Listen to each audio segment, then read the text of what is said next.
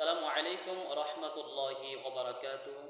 সম্মানিত দর্শকবিন্দু, আমি আজ আপনাদেরকে এমন একটি আমলের কথা বলবো যে আমলটি করলে আপনি একটা পরিপূর্ণ হজ ও একটা পরিপূর্ণ উমরার সওয়াব অর্জন করতে পারবেন।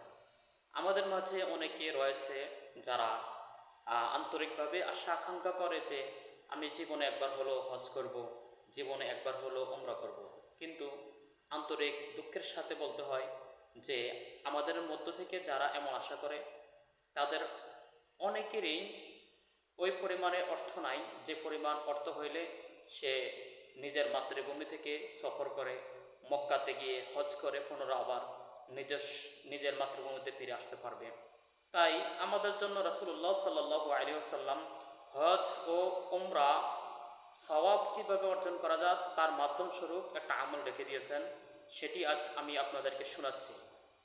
রাসূলুল্লাহ সাল্লাল্লাহু আলাইহি ওয়াসাল্লাম বলেন, মান সাল্লাল গাদাতা ফিল জামাআহ সুম্মা ক্বাআদা ইয়াযকুরুল্লাহা হাত্তা তাতলুআ আশ-শামসু সুম্মা সাল্লা রাকাতাইন কানা লাহু কাআজরি হাজ্জাতিন ওয়া উমরাহ তাম্মাতিন তাম্মাতিন তাম্মাহ।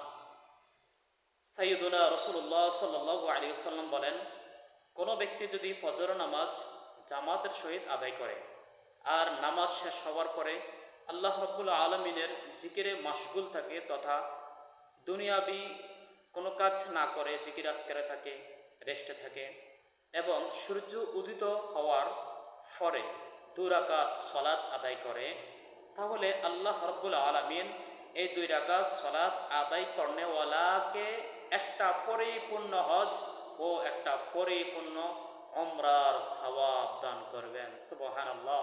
হাদিসটি জামে তিরমিজির 886 নং হাদিসে বর্ণিত রয়েছে। তো আমরা যদি চাই প্রতিদিনই একটা হজ একটা উমরার সওয়াব অর্জন করতে পারি, আল্লাহ তাআলা যদি কবুল করেন, প্রতিদিন আমরা ফজর নামাজের পরে সূর্য উদিত হওয়া পর্যন্ত আল্লাহ তাআলার জিকিরে মশগুল থাকবো। সূর্য উদিত হওয়ার আনুমানিক 15 মিনিট পরে আমরা 2 রাকাত সালাতুল ইশরাক আদায় করব। সাধারণ নফল নামাজ যেভাবে পড়ি সেই পদ্ধতিতে 2 রাকাত নফল নামাজ আদায় করব।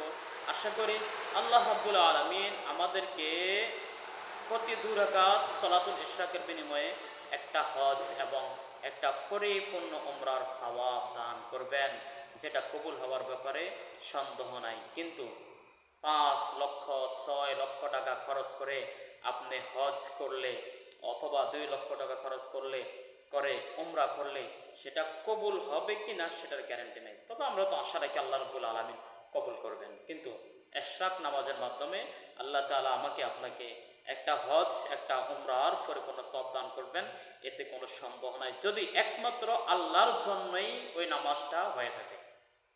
আরও একটা হাদিসে ইশরাক নামাজের ব্যাপারে অন্য আরেকটা ফজিলতের কথা আছে, সেটা হচ্ছে রাসূলুল্লাহ সাল্লাল্লাহু আলাইহি ওয়াসাল্লাম বলেন, আল্লাহ সুবহানাহু ওয়া তাআলা বলেছেন, হে আদম সন্তান, তোমরা যদি দিনের শুরুর ভাগে 4 রাকাত সালাত আমাকে দাও, তাহলে আমি তোমার দিনের শেষ পর্যন্ত সকল বিষয়ের দায়িত্ব নিয়ে যাব। সুবহানাল্লাহ। তবে এই হাদিসে 4 রাকাত সালাতের কথা আছে, আগে যে হাদিসটা বলছি সেটাতে 2 রাকাত সালাতের কথা আছে। তো আমরা যারা চাই 4 রাকাত আদায় করতে, 4 রাকাত নামাজ আদায় করলো আপনাদের সেই সওয়াবটা হয়ে যাবে। এই হাদিসটা তিরমিজির 475 নম্বর হাদিসে রয়েছে বর্ণিত। আল্লাহ সুবহানাহু ওয়া তাআলা আমাদের সকলকে ইশরাক নামাজ আদায়ের মাধ্যমে একটা পরিপূর্ণ হজ ও একটা পরিপূর্ণ উমরার সওয়াব অর্জন করার তৌফিক দান করুক। সাথে সাথে রব্বুল আলামিনের কাছে আমরা কামনা করি আল্লাহ তাআলা যেন আমাদেরকে তিনার ঘর বাইতুল্লাহতে এবং রাসূলুল্লাহ সাল্লাল্লাহু আলাইহি ওয়াসাল্লামের রওজা আতহারে সফর করার জন্য তৌফিক দান করুন। আসসালামু আলাইকুম ওয়া রাহমাতুল্লাহি ওয়া বারাকাতুহু।